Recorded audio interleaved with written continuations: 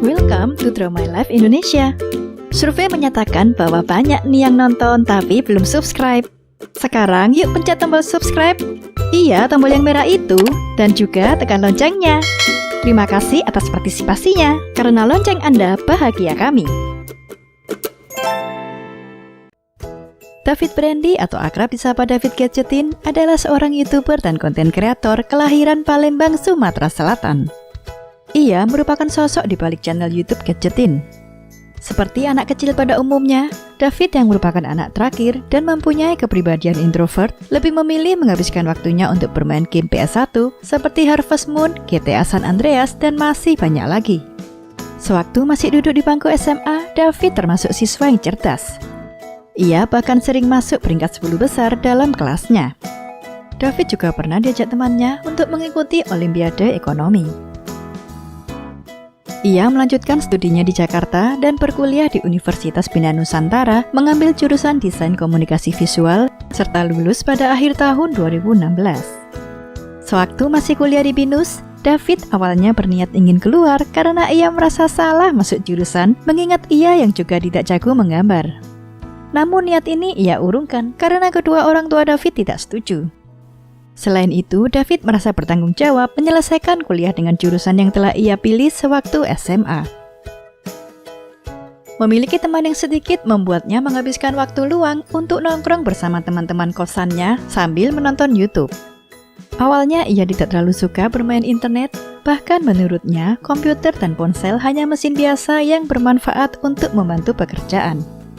Tetapi karena pengaruh dari salah seorang temannya bernama Peter yang gemar menonton YouTube, ia pun kemudian mulai menyukainya. Bersama Peter jugalah David kemudian menonton video dari salah satu channel YouTube yang membahas tentang casing PC. Merasa penasaran dengan proses pembuatan konten YouTube, ia kemudian berpikir untuk membuat channel YouTube sendiri. Selama lebih dari 2 minggu, David mengalami dilema.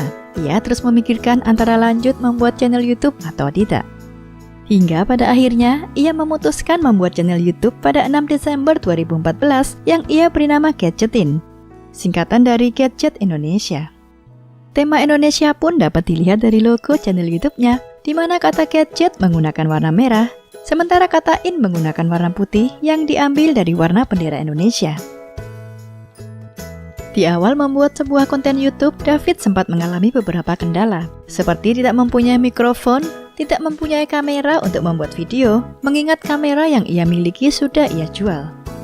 David juga tidak mempunyai studio, lantaran kala itu ia masih tinggal di kosan bersama dengan teman-temannya. David pun juga bingung HP apa yang harus ia review, karena dirinya yang tidak terlalu mengerti tentang HP dan masih menggunakan HP BlackBerry bukan Android. Hingga akhirnya ia memutuskan untuk meminjam peralatan seperti kamera Canon, mikrofon, dan sebuah tripod dari temannya yang bernama Arya dan Iksan. David juga rela menggunakan uang tabungan yang ia kumpulkan sejak SMP untuk membeli HP Xiaomi Mi 3 yang akan ia gunakan untuk review. Alasan David memilih Xiaomi karena kala itu merek Xiaomi memang tengah booming di pasaran. Dalam pembuatan konten pertamanya ini, David memerlukan waktu hingga 2-3 minggu. David menceritakan bahwa ia harus melakukan riset terlebih dahulu, kemudian menulis data yang ia dapat, lalu memasukkan suaranya hingga mengeditnya sendiri. Ia pun memanfaatkan sisi pojok kamarnya dan cahaya dari matahari untuk menjadi lighting. Bahkan jika cuaca sedang mendung, David akan melanjutkannya pada keesokan harinya.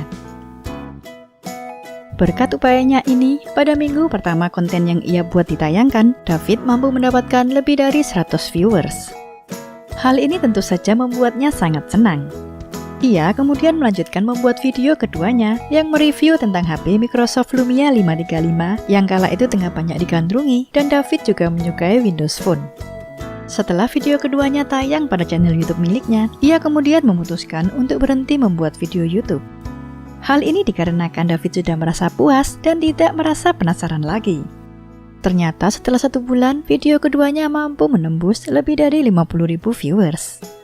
Melihat hal ini tentu saja David merasa bersemangat dan akhirnya memutuskan untuk kembali membuat konten YouTube. Selang 2 bulan, ia kemudian mengunggah video ketiganya. Tak kalah dengan konten sebelumnya, video ketiganya pun mendapat respon dan komen yang positif dari para penontonnya. Meskipun viewers dan subscribersnya semakin meningkat, namun David merasa menjadi YouTuber belum bisa dijadikan pegangan kala itu. Untuk menyambung hidup di Jakarta, ia harus mencari pemasukan lain.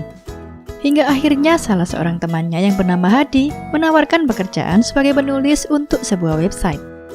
Walaupun demikian, sisa waktu menulis pun digunakannya untuk membuat konten YouTube. Kegigihannya ia buktikan dengan menumpang warung Indomie demi membuat video.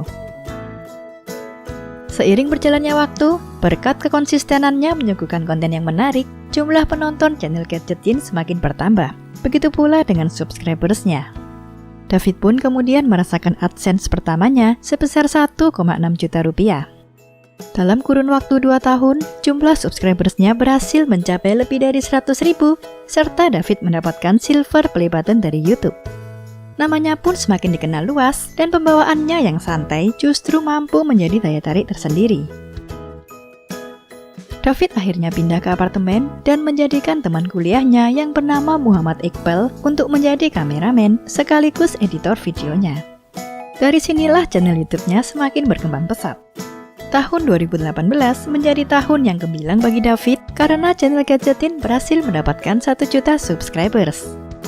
David pun kembali mendapatkan penghargaan berupa gold play button dari YouTube. David juga mengungkapkan bahwa ia tidak pernah menyangka channel YouTube-nya dapat berkembang besar seperti sekarang.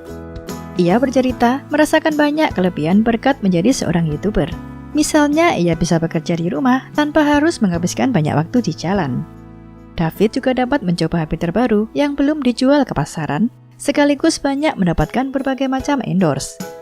Ia bahkan sering diajak berbagai brand ke luar negeri untuk mengikuti launching produk terbaru, seperti ketika ia diajak oleh brand Samsung pergi ke New York, Amerika Serikat untuk mengikuti event Galaxy Note 10. Kini, channel YouTube-nya memiliki lebih dari 5,3 juta subscribers dan telah mengunggah 829 video. Berkat pencapaiannya ini, David merasa termotivasi untuk terus meningkatkan kualitas video dari channel YouTube miliknya.